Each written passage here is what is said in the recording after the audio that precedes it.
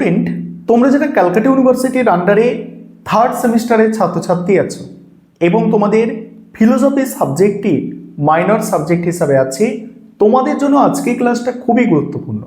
আজকের ক্লাসে তোমাদের থার্ড সেমিস্টার ফিলোসফি মাইনর সাবজেক্টের 100% কমনযোগ্য সাজেশন নিয়ে আলোচনা করব।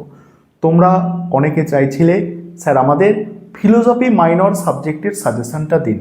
দেখো, আমি তো পলিটিক্যাল সায়েন্সের টিচার, আমাদের যিনি ফিলোসফি সাবজেক্টের টিচার আছেন উনি সাজেশন তৈরি করবেন, আমাকে দেবে, তারপর আমাদের যারা টাইপ করার জন্য কাজ করে তাদের দেব, টাইপ করে আসবে, তবে তো সাজেশন আলোচনা করতে পারবো।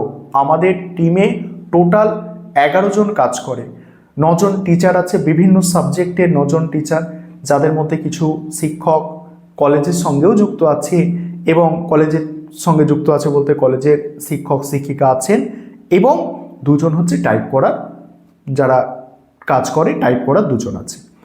এবং আজকে তোমরা 100% কমনযোগ্য সাজেশন দেখে নাও। তোমাদের থার্ড সেমিস্টারে ফিলোসফি মাইনরের যে পেপার পড়তে হবে সেটা হচ্ছে ফান্ডামেন্টাল অফ ফিলোসফি, এই পেপারটি পড়তে হবে। এবং তোমাদের 75 মার্কসের পরীক্ষা, সেখানে 3 ধরনের প্রশ্ন তোমাদের আসে, 5 নম্বরের প্রশ্ন, 10 নম্বরের প্রশ্ন এবং 15 নম্বরের প্রশ্ন। আমি স্ক্রিন রেকর্ডের মাধ্যমে সম্পূর্ণ সাজেশন আলোচনা করছি, তোমরা দেখে নাও এবং এই সাজেশন প্রথম থেকে তোমরা তৈরি করো। আশা করি তোমরা 100%-এর বেশি প্রশ্নই পরীক্ষায় কমন পাবে। চলো তাহলে সম্পূর্ণ সাজেশনটা তোমরা দেখে নাও। এবারে তোমরা সম্পূর্ণ সাজেশনটা দেখে নাও। তোমাদের থার্ড সেমিস্টারে ফিলোসফি মাইনর হিসাবে যেটা পড়তে হবে পেপারের নাম হচ্ছে ফান্ডামেন্টাল অফ ফিলোসফি। 10 নম্বর এবং 15 নম্বরের প্রশ্ন প্রথমে দেখো। আমি মডিউল এ এবং মডিউল বি থেকে অ্যাডজাস্ট করে প্রথমেই প্রশ্নগুলো দিয়েছি। বড় প্রশ্ন হিসাবে প্রথম প্রশ্ন, কার্যকারণ সম্পর্কে বুদ্ধিবাদীদের প্রসক্তি তত্ত্ব সবিচার আলোচনা করো। দ্বিতীয় প্রশ্ন, দ্রব্য সম্পর্কে বুদ্ধিবাদীদের মতবাদ আলোচনা করো। দেকার্তে, স্পিনোজা, লাইবনিজ সম্পর্কে এখানে তোমাদের দেখতে হবে। নেক্সট প্রশ্ন, দর্শন ও সাধারণ জ্ঞানের মধ্যে সম্বন্ধ ও পার্থক্য আলোচনা করো। নেক্সট আছে দেখো, নেক্সট বাচনিক জ্ঞান কাকে বলে আর বাচনিক জ্ঞানের আবশ্যিক ও পর্যাপ্ত শর্তগুলি উদাহরণ সহ ব্যাখ্যা করো।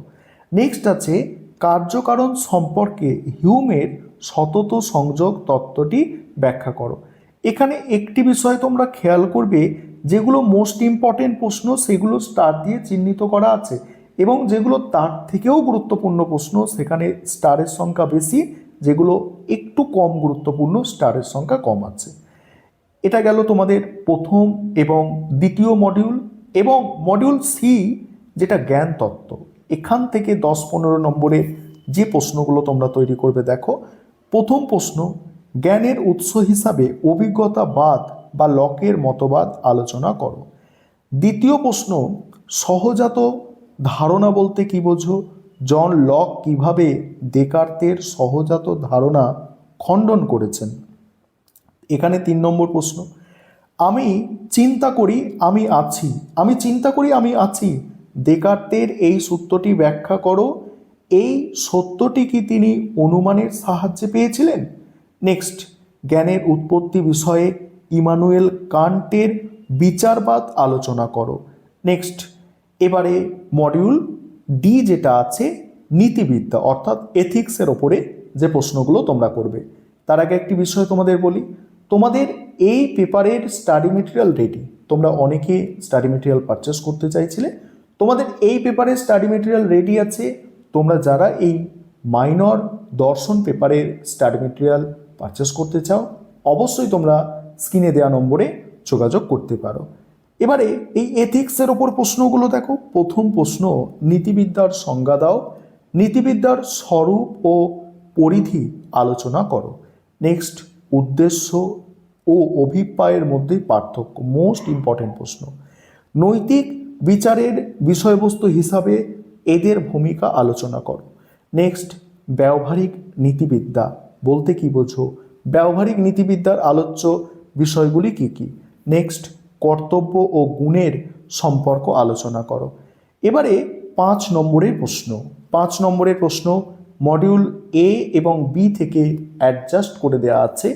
প্রথম প্রশ্ন অধিবিদ্যা ও দর্শনের সম্পর্ক সংক্ষেপে লেখো। দ্বিতীয় প্রশ্ন কার্যকারণের মধ্যে আবশ্যিক শর্ত এবং পর্যাপ্ত শর্তের পার্থক্য উদাহরণ সহ লেখো। তারপরের প্রশ্ন 3 নম্বর প্রশ্ন কার্যকারণের মধ্যে কোন পোষকটি সম্বন্ধ, বলছে কোন পোষকটি সম্বন্ধ বা আবশ্যিক সম্বন্ধ নেই। এটা কোটেশনের মধ্যে আছে, দেখো এটা একটা লাইন। কার্যকারণের মধ্যে কোনো পোষকটি সম্বন্ধ বা আবশ্যিক সম্বন্ধ নেই, কার মত ব্যাখ্যা করো। নেক্সট স্পিনোজার দ্রব্য বা সর্বেশ্বরবাদ সংক্ষেপে আলোচনা করো। নেক্সট লাইবনিজের মনাদ বা দেখো চিদনু তথ্য আলোচনা করো। তারপরে দেখো তারপরেই আছে মডিউল সি জ্ঞানতত্ত্ব থেকে দেখো মন অলিখিত সাদা কাগজ, লকের এই ধারণাটি ব্যাখ্যা করো। নেক্সট জানা ক্রিয়াপদের, দেখো জানা ক্রিয়াপদের 3টি অর্থ উদাহরণ সহ লেখো। সবল অর্থে জানা আর দুর্বল অর্থে জানার মধ্যে পার্থক্য। নেক্সট দেকার্তের মতে ধারণা কয় প্রকার ও কী কী। নেক্সট কান্টের মতে বিশ্লেষক ও সংশ্লেষক বচনের পার্থক্য। নেক্সট মডিউল ডি যেটা এথিক্স বা নীতিবিদ্যার ওপরে আছে, এখান থেকে 5 মার্কসের প্রশ্ন যেগুলো করবে নৈতিক ও অনৈতিক ক্রিয়ার মধ্যে পার্থক্য লেখো। নেক্সট নীতিবিদ্যায় স্বীকার্য সত্যগুলি কী কী। নেক্সট ঔচিত্য ও অনুচিত শব্দ দুটি অর্থ সংক্ষেপে লেখো। নেক্সট নিকেন্দ্রিক ও অনিকেন্দ্রিক নীতিবিদ্যার মূল পার্থক্য কী। নেক্সট সব ভালো যার শেষ ভালো, এই মতটি কি নীতিবিদ্যায় প্রয়োগযোগ্য।